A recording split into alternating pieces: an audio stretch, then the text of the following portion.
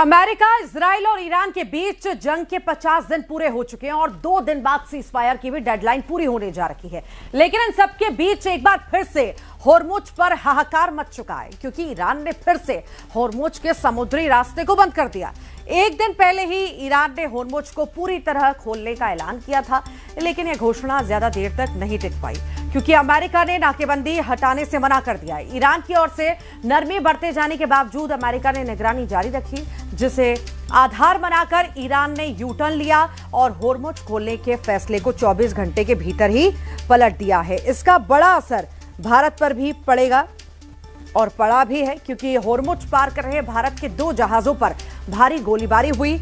Iraq से तेल लेकर आ रहे भारतीय जहाजों को वापस लौटना पड़ा, क्योंकि ओमान के पास ईरानी गनबोट से ताबड़तोड़ फायरिंग की गई। अब लगभग ये तस्वीर साफ हो गई है कि कभी यूरेनियम तो कभी होर्मुज पर अमेरिका और ईरान के बीच तल्खी बढ़ते जा रही है। लिहाजा ये सवाल उठ रहे हैं कि क्या पहले दौर की बैठक की तरह ही दूसरे राउंड की भी बातचीत भी फेल हो जाएगी, क्योंकि होर्मुज पर नए हालात कुछ इसी और इशारा कर रहे हैं।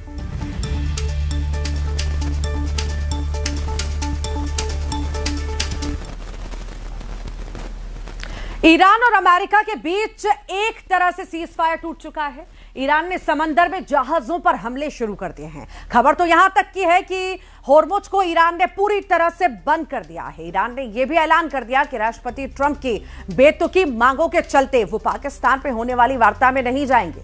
ईरान ने अपनी तरफ से वार्ता कैंसिल कर दी है। खबर है कि ट्रंप ने ईरान पर बहुत बड़े हमले के निर्देश दिए हैं। 75 जहाजों में भरकर हथियार इजराइल और जॉर्डन पहुंच चुके हैं। इधर पाकिस्तान सेना के प्रमुख और field marshal general Asim Munir की पोल उनकी खुल चुकी है। दावा किया जा रहा है कि जनरल मुनीर ईरान में अमेरिका के एजेंट बनकर गए थे, जिसका पता लगने के बाद ईरान ने पाकिस्तान में वार्ता में शामिल होने से इनकार कर दिया है।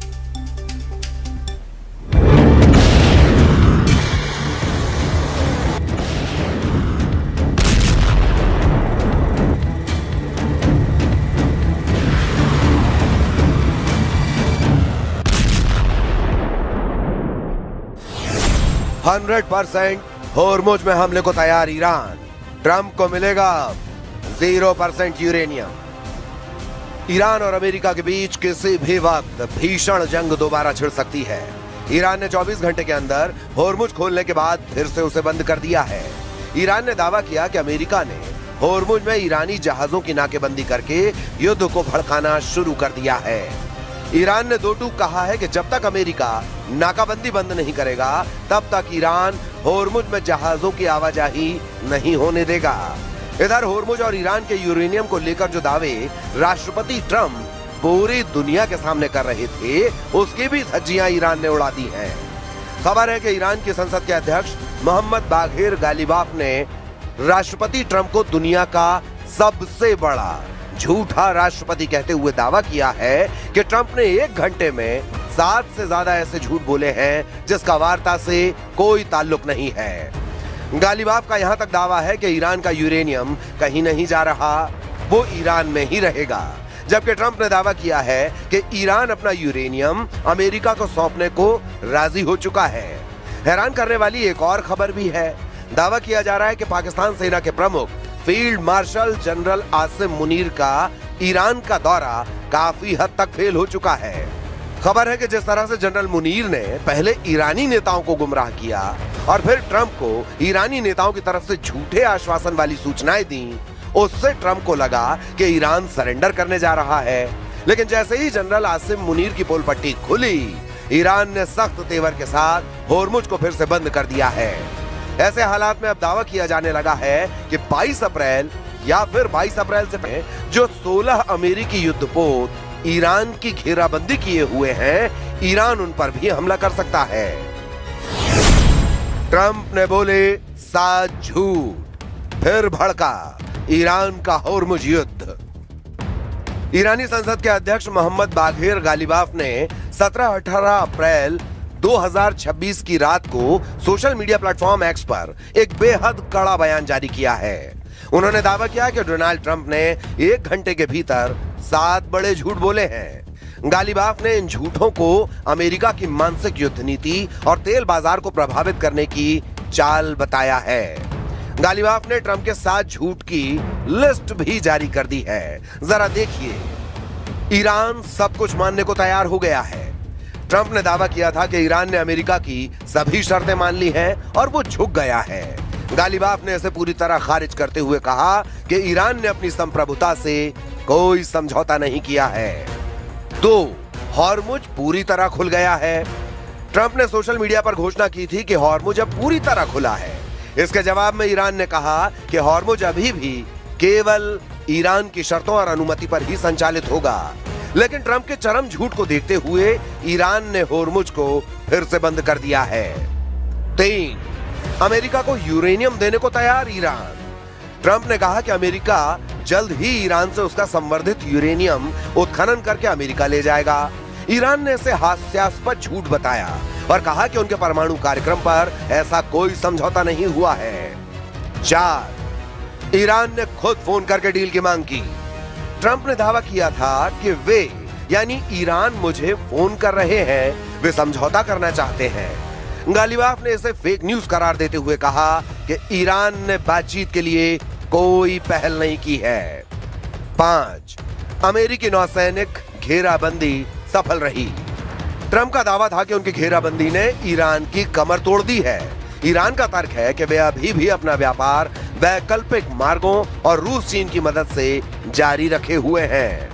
6. इजराइल के साथ युद्ध समाप्त होने वाला है। ट्रंप ने संकेत दिया था कि एक टोटल रिजोल्यूशन यानी पूर्ण समाधान के बहुत करीब है। ईरान ने इसे केवल चुनावी और बाजार को साधने वाला ट्रंप का झूठ करार दिया है। 7. खतरनाक ईरानी नेतृत्व से गुप्त संपर्क। ट्रंप ने दावा किया था कि वे ईरान के एक सम्मानित व्यक्ति के संपर्क में हैं। ईरान ने इसे नेतृत्व के बीच वोट डालने की एक असफल कोशिश बताया है। در کنترل کامل و هوشمندانه ایران اسلامی است، هر زمانی با مقتضیات خودش از این تنگه استفاده میکنه و آمریکایی‌ها باید بپذیرن که اینجا محل قلدری نیست، محل گردنکشی نیست، اینجا محل تواضع هست. Very important is that Iran does not have a nuclear weapon, and they've agreed to that. Iran's agreed to that, and they've agreed to it very powerfully. They've agreed to give us back the nuclear dust that's way underground because of the attack we made with the B-2 bomber. So we have a lot of agreement with Iran. And Trump ने बोले 7 झूठ, 3 दावों से Iran ने खोली पोल। Hormuz लगभग 47 दिनों तक बंद रहा, लेकिन जब 17 अप्रैल को ईरान ने ऐलान किया कि हॉर्मुज को व्यापारिक जहाजों के लिए पूरी तरह से खोल दिया गया है, तो पूरी दुनिया ने राहत की सांस ली। कच्चे तेल के दामों में भारी गिरावट दर्ज की गई। लेकिन हैरान करने वाली बात यह है कि इस फैसले के महज 15 घंटे के अंदर ही ईरान ने हॉर्मुज को फिर से यह कहकर बंद कर दिया है कि अमेरिका ने नाकाबंदी बहाल नहीं की है और इसीलिए यह सीज फायर का उल्लंघन है। दावा किया जा रहा है कि यह सारा फसाद ट्रंप के उन 7 झूठों की वजह से है, जिसे ईरान ने 3 बयानों से समझा दिया है।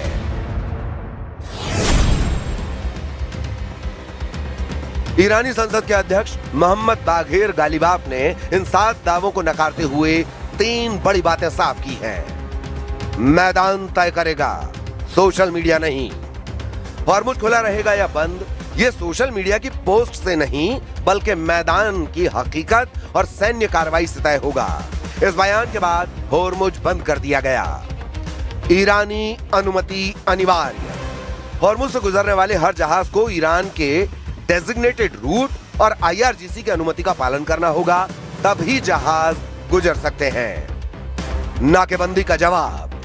यदि अमेरिका ने ईरान के बंदरगाहों की घेराबंदी जारी रखी तो हॉर्मुज को स्थायी रूप से बंद कर दिया जाएगा और अब हॉर्मुज ईरान की तरफ से बंद किया जा चुका है। طبعا این هم پاسخ قاطع خودش رو هم دریافت کرده هم دریافت خواهد کرد، شاید بیشتر از این. آمریکایی ها مجبور شدن از خلیج فارس پایگاه هایی که در منطقه داشتن اینها رو تخلیه کنن، فرار کنن، منطقه رو ترک کنن. این دستاورد بزرگی است. اینکه ابهت آمریکا شکسته شد.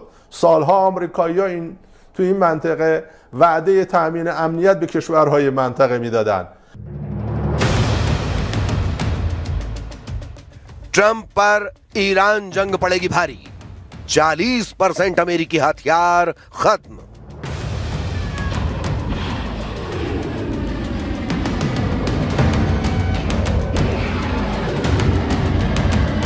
बाईस अप्रैल की सीजफायर डेडलाइन से पहले अमेरिका के लिए ये एक बड़ी चुनौती है। हथियारों की कमी ट्रंप प्रशासन को ईरान के साथ जल्द समझौता करने या फिर किसी और देश जैसे रूस या चीन से सप्लाई चेन में मदद लेने के लिए मजबूर कर सकती है। ईरान युद्ध के 39वें दिन अमेरिका के हथियारों के भंडार को लेकर जो आंकड़े सामने आए हैं वे काफी चिंताजनक हैं। विशेषज्ञों का मानना है कि जिस रफ्तार से हथियारों का इस्तेमाल हो रहा है वो अमेरिकी रक्षा उद्योग की उत्पादन क्षमता से कहीं अधिक है। ताजा आंकड़ों और रिपोर्ट्स के मुताबिक जो आंकड़े आए हैं वो हैरान करने वाले हैं। हथियारों की कमी के प्रमुख आंकड़े जान लीजिए। थार्ड और पैट्रियट इंटरसेप्टर। युद्ध के शुरुआती 16 से 20 दिनों में ही अमेरिका ने अपने थार्ड इंटरसेप्टर का लगभग 40% स्टॉक इस्तेमाल कर लिया था। ईरानी मिसाइलों को रोकने के लिए भारी संख्या में पैट्रियट यानी पैक-3 मिसाइलों का इस्तेमाल हुआ। टॉमहॉक मिसाइलें। अमेरिकी नौसेना ने अब तक लगभग 535 से अधिक टॉमहॉक मिसाइलें दागी हैं, जो कुल इन्वेंट्री का लगभग 17% से 20% है। एक मिसाइल की कीमत लगभग $3.5 मिलियन यानी 29 करोड़ है। ATACMS और सटीक गाइडेड हथियार। रिपोर्टों के अनुसार अमेरिका ने अपने ATACMS और प्रिसिजन स्ट्राइक मिसाइलों का लगभग 46% हिस्सा खर्च कर दिया है। युद्ध के कारण अब तक ईरान को हुए आर्थिक नुकसान के साथ साथ अमेरिका और इजराइल का सैन्य खर्च भी अरबों डॉलर में पहुंच गया है। केवल मिसाइल डिफेंस पर ही अमेरिका ने अब तक $10 बिलियन यानी 840 अरब या कहें 84,000 करोड़ रुपए खर्च कर चुका है। डिफेंस एक्सपर्ट जैसे CSIS का कहना है कि समस्या ये नहीं है कि हथियार कल खत्म हो जाएंगे, बल्कि यह है कि यदि चीन के साथ कोई नया मोर्चा खुलता है तो अमेरिका के पास पर्याप्त स्टॉक नहीं बचेगा। खबर है कि पेंटागन ने हथियार निर्माताओं को उत्पादन चौगुना करने का निर्देश दिया है, लेकिन विशेषज्ञों का मानना है कि इन्वेंट्री को प्री वॉर लेवल पर लाने में 12 से 18 महीने का समय लगेगा। सीज फायर तोड़वाएगा यूरेनियम। ट्रंप का ईरानी दांव फेल। इधर ट्रंप ने दावा किया कि ईरान के साथ युद्ध खत्म करने को लेकर समझौता बहुत करीब है। उनके साथ पाकिस्तान में बातचीत जल्द ही फिर शुरू हो सकती है। हालांकि अमेरिकी अधिकारियों के मुताबिक मिडिल ईस्ट में तैनात सैनिक फिर से हथियारों से लैस हो रहे हैं और अगर ईरान के साथ बातचीत फेल होती है तो वे दोबारा लड़ाई के लिए तैयार हैं।